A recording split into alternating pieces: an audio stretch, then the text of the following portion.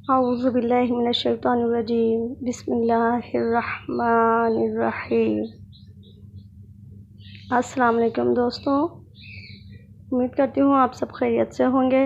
दोस्तों, आज मैं आपके लिए एक नहायत मुफीद फल लेकर हाज़िर हुई हूँ। दोस्तों, इस फल को फरिश्तों का फल भी कहा जाता है। दोस्तों, गर्मियों का मौसम आते ही मौसमी फलों की मुख्तलिफ़ अक़साम मार्केट में आती हैं। गर्मी के फलों में एक फल ये सभी शामिल होता है जो कीमती मादनियात और विटामिन से भरपूर है और इसे फरिश्तों का फल कहा जाता है। पपीता दुनिया के गर्म हिस्सों में पाया जाता है। हमारे मुल्क में पपीते की ज़्यादातर काश्त सिंध बिलखुसूस कराची और ठट्टा ज़िला में होती है। साहिली इलाके की आबो हवा इसके दरख्त को बहुत रास आती है और ये वहाँ बहुत फलता फूलता है। पपीते में कार्बोहाइड्रेट्स शक्कर की सूरत में तब्दील शुदा होते हैं, इसलिए ज़ूद हज़म ग़िज़ा है। दोस्तों, पपीते को इसीलिए निज़ाम हज़म से बड़ा गहरा ताल्लुक़ रखने की वजह से बुज़ुर्ग दोस्त भी कहा जाता है। दोस्तों, ये पेट के लिए ख़ास तौर पर मुफीद है। दोस्तों, पपीता ख़ास तौर पर निज़ाम हज़म से बड़ा गहरा ताल्लुक़ रखता है, यानी इसके इस्तेमाल से मैदा, जिगर और आंतों का फ़ेल तेज़ रहता है। पपीता खाने से खून साफ़ होता है और सुफ़रा पतला होकर छोटी आंत में ज़्यादा मक़दार में पहुंचता है। इस तरह ये ग़िज़ा को हज़म करने में मदद देता है। सेहत के साथ साथ पपीता हुस्न के लिए भी मुफीद फल है। आराइश हुस्न सदियों से पपीते के इस्तेमाल के फ़वाइद का चर्चा करते रहते हैं और अब ये हकीकत दुनिया भर में तस्लीम की जा चुकी है।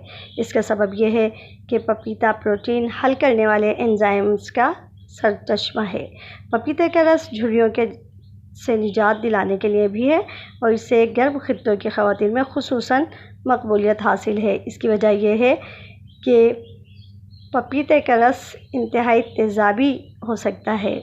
हमारी जिल्द तसलसल से मुर्दा और नाक़िस खुलिये झाड़ती रहती है ताकि नए और सेहतमंद खुलिये उनकी जगह ले सकें। जैसे जैसे हमारी उम्र ढलती जाती है, ये अमल सुस्त पड़ता जाता है और मुर्दा खुलियों की जगह तहशुदा मोटी हो जाती है।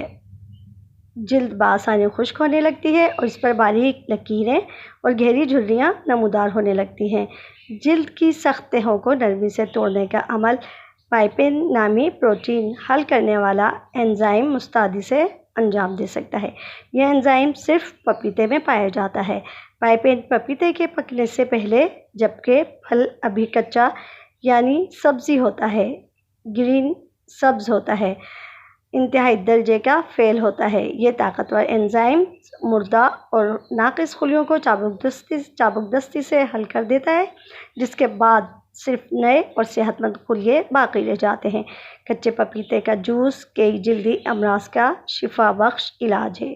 इसके इस्तेमाल से चेहरे पर धूप से पड़ जाने वाली झाइयाँ और भूरे दाग भी ख़त्म हो जाते हैं। फंगस और दाद में भी ये जूस लगाने से मुतासरा जिल्द को फ़ायदा होता है। गोया ये जिल्द की सफाई का काम देता है। इसके बाकायदा इस्तेमाल से जिल्द नरम और मुलायम हो जाती है। कच्चे पपीते के दूध को रोगन बादाम या किसी अच्छी सी क्रीम में मिलाकर नरम हाथों से मसाज करने से जिल्द और चेहरे की रंगत निखरती है और चेहरे पर से दाग, धब्बे, झाइयाँ ख़त्म हो जाती हैं। इसके अलावा पका हुआ पपीते का गूदा लेकर पेस्ट की तरह बनाकर उसे अपने चेहरे पर लगाएं। 15 मिनट के बाद नीम गर्म पानी से चेहरा साफ़ कर लें। यह मास्क कमज़ोर जिल्द और रंगत निखारने में मददगार साबित होता है, चूँकि पपीते में ऐसे एंजाइम्स कीमियावी मादे शामिल हैं जो जिल्द के मुर्दा खुलियों को मुलायम करके उन्हें जिस्म से अलहदा करते हैं। ये जिल्द को सुकेड़ते और मसामात को तंग करते हैं। इसलिए पपीते के गूदे को फेस मास्क के तौर पर हर किस्म की जिल्द के लिए इस्तेमाल किया जा सकता है। पपीते का जूस 150 मिलीलीटर और इसी मकदार में खीरे या लोबिया और सेम की फली का जूस मिलाकर 12 घंटे तक यानी 1 घंटा छोड़कर आपके लिए बेहतरीन क्लींजर का काम देता है। पपीता क्योंकि जल्दी पक जाता है, इसलिए उसका कीमियावी ख़मीर कुछ कम होता है। इसलिए बेहतर है कि कोशिश करके कदरे हरे छिलके वाला पपीता ख़रीदें। उसका छिलका भी आपकी जिल्द के लिए बेहतरीन साबित होता है। उससे जिल्द के इन हिस्सों पर रगड़ने से फ़ायदा होता है जिनमें कुछ गड्ढे पड़ गए हों। इससे वो गड्ढे जल्द भरने लगते हैं।